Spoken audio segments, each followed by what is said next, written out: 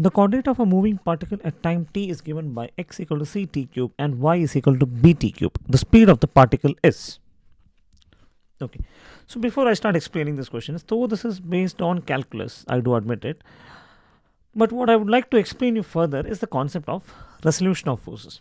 See, any force F can be resolved, which is acting at an angle theta, can be resolved into two components, which is Fx and Fy. Components such that Fy is perpendicular to Fx, which means the angle between them is 90 degree. Okay. In this case, the magnitude of F, the resultant vector F, is basically given by root of Fx square plus Fy square. So we need to understand this particular concept. I'll repeat it once again. We have a vector F which can be resolved in two different components, Fx and Fy. Or in other words, we can say that F can be written as the resultant of Fx and Fy, in which case the magnitude of the resultant vector F or the magnitude of the original vector F is given by root of Fx square plus Fy square. Alright, so now you might be asking, why am I explaining this concept here? I'll tell you why. Because the explanation goes like this.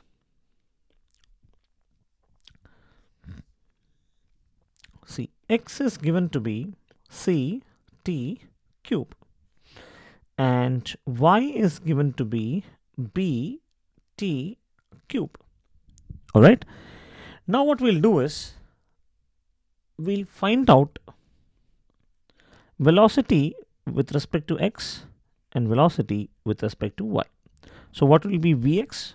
Vx will be equal to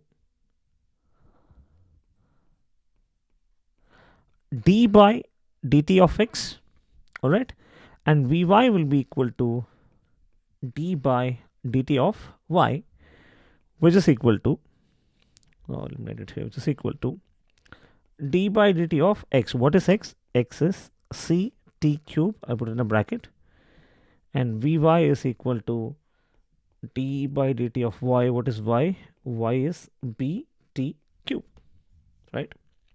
Moving on further, since c is a constant, I can take c outside. So what I get is c into d by dt of t cube, which is Vx, and Vy is equal to, take b common, and what do I get? d by dt of t cube.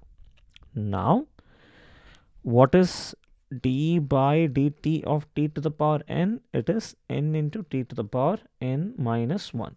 In which case, what is d by dt of t cube? It is 3 into t to the power 3 minus 1, which is basically equal to 3 into t square, right? So I can write here Vx is equal to c into 3t square and Vy is equal to b into 3t square. All right.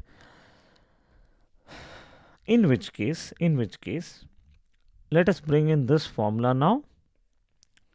So what is V is equal to? V is equal to root of Vx square plus Vy square, wherein Vx is equal to root of, what is Vx? Vx is 3t square c the whole square plus what is Vy? Vy is 3t square b the whole square,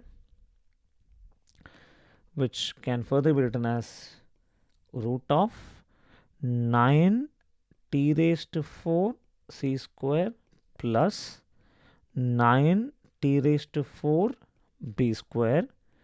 So v can be written as root of, now what I'll do is I'll take 9 t to the power 4 is common. This becomes into c square plus b square. And further, v will be equal to, now what we'll do is I'll split the product. So I'll write as 9 t raised to 4 into root of c square plus b square. I'll split the product further, root of 9 into root of t square into root of c square plus b square, and therefore v is equal to root 9 is 3, root of t square is t into root of c square plus b square.